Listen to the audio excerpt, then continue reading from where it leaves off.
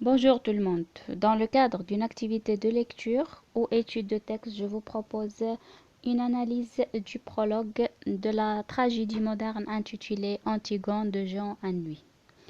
Je vous invite s'il vous plaît à lire le texte et à expliquer les mots difficiles et on va travailler ce qu'on appelle la lecture méthodique et on va commencer par l'identification du passage. Pour le genre, c'est un extrait de la tragédie moderne intitulée Antigone écrite par Jean Anouilh, publiée en 1942. On parle ici de l'œuvre. Présentée en 1944, on parle du spectacle. Pour le type du texte, il s'agit d'un texte narratif descriptif. Pour les personnages, on trouve le prologue qui va nous présenter les personnages qui vont jouer la pièce.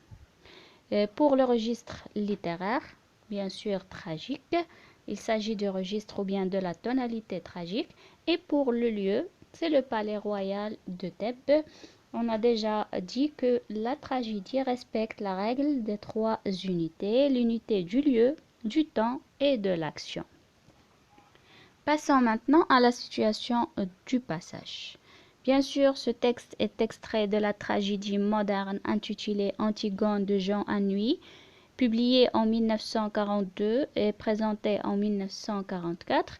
Il s'agit du prologue ou bien de l'exposition dans laquelle le dramaturge présente les personnages et précise le cadre spatio-temporel. Donc en plus, le prologue va faire un petit rappel des événements précédents, surtout la guerre entre Éthéocle et Polynice qui s'entretuent et se disputent le pouvoir et bien sûr l'élection de Créon, le roi l'oncle maternel qui va devenir le roi de Thèbes. Pour les axes de lecture, donc bien sûr, le prologue commence par la présentation des personnages. Mais que signifie le mot prologue avant? Donc le prologue, il y a pro qui signifie avant et log qui signifie discours. Donc il s'agit d'un discours qui est placé avant le texte. D'une part. D'autre part, c'est le nom donné au personnage qui présente la pièce, rappelle les événements précédents et qui est omniscient car il sait tout de tout. Donc, si vous voulez, le prologue, c'est comme un narrateur qui adopte un point de vue omniscient ou bien comme la focalisation 0 car il va nous parler du passé, du présent et du futur des personnages. Donc, après votre lecture, vous allez découvrir que le prologue utilise le pronom, dans le premier paragraphe, le pronom personnel nous qui remplace le prologue et le spectateur. Et il va utiliser aussi le pronom personnel vous qui remplace le spectateur. C'est-à-dire que le prologue essaie d'impliquer le spectateur. Pour les temps verbaux utilisés, donc vous allez trouver le présent de l'énonciation dans la présentation des personnages. Vous allez trouver aussi l'imparfait et le passé composé. Lorsque le prologue rappelle le passé des personnages, la guerre entre les deux frères et l'élection de Créon, il rappelle aussi le futur et le destin des personnages. Donc il va dire, elle pense qu'elle va mourir, le futur proche. Donc voilà un petit tableau dans lequel vous allez trouver le portrait physique et moral des personnages de la pièce. Donc bien sûr, Antigone, le personnage principal ou bien la protagoniste ou bien l'héroïne tragique. Pour le portrait physique, petite, maigre, jeune, noirotte. Portrait moral, elle est renfermée, se dresser seule en face du monde. Elle est obstinée, entêtée, courageuse et révoltée. Pour Ismène. Donc Ismène, c'est la sœur d'Antigone, la sœur aînée d'Antigone. Pour le portrait physique, elle est belle, blonde, éblouissante, jeune. Portrait moral, elle est heureuse, elle aime la danse, elle est heureuse. Pour le personnage suivant, c'est Aimant. Donc Aimant, c'est le cousin, c'est le fils de Créon, donc c'est le cousin d'Antigone et d'Ismène, et en même temps c'est le fiancé d'Antigone. Donc pour le portrait physique, il s'agit d'un jeune homme. Portrait moral, elle aime la musique, la danse, les jeux. Créon. Donc Créon, c'est l'oncle maternel des deux sœurs. En même temps, c'est le roi de Thèbes. Donc pour le portrait physique, c'est un homme robuste, cheveux blancs, ridés.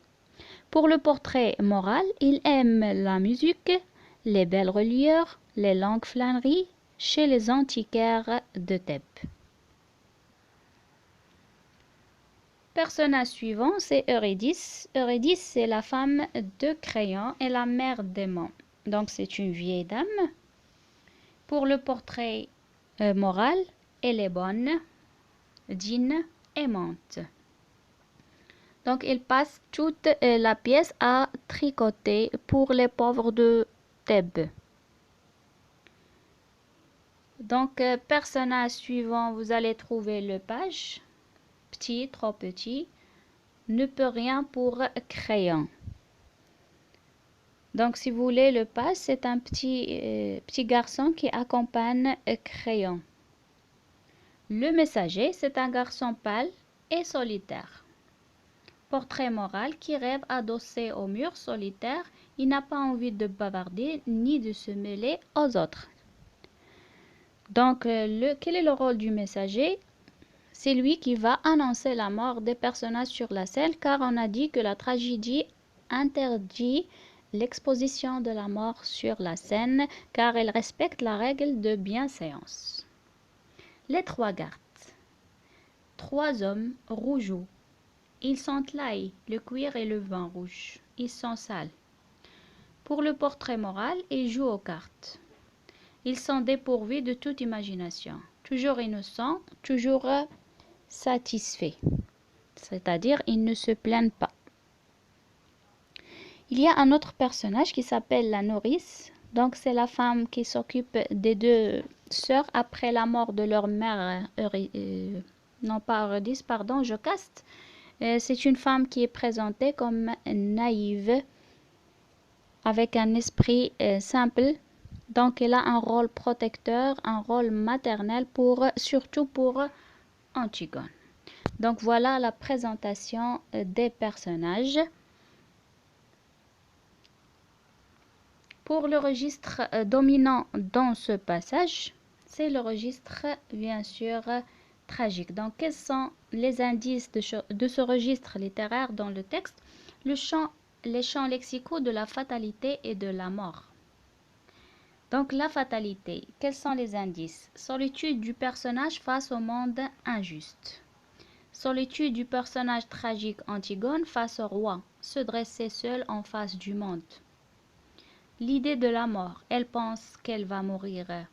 L'incapacité de défier le destin, mais il n'a rien à faire. Destin inconnu et incompris. Il ne savait pas qu'il ne devait jamais exister du mari d'Antigone sur cette terre et que ce titre princier lui donne seulement le droit de mourir. Donc il remplace Aimon. Un destin inéluctable. Donc pour Eurydice, elle tricota pendant toute la tragédie jusqu'à ce que son tour vienne de se lever et mourir. Pour la mort. Donc il y a le champ lexical de la mort. Funérailles, sans pleurs, sans sépulture, proie des corbeaux et des chacals, devoir funèbre. Donc voilà les indices de registre tragique. Donc pour la synthèse, on peut dire que le prologue annonce d'avance la tonalité tragique de cette pièce. L'héroïne Antigone est présentée comme un personnage tragique qui doit subir la fatalité inéluctable. Il ne peut rien faire et il doit se plier à son destin. Ce tragique trouve son origine dans le mythe d'Oedipe et dans la mort des deux frères. Il s'accentue avec Créon qui se trouve obligé de tuer sa nièce Antigone qui va braver et transgresser sa loi.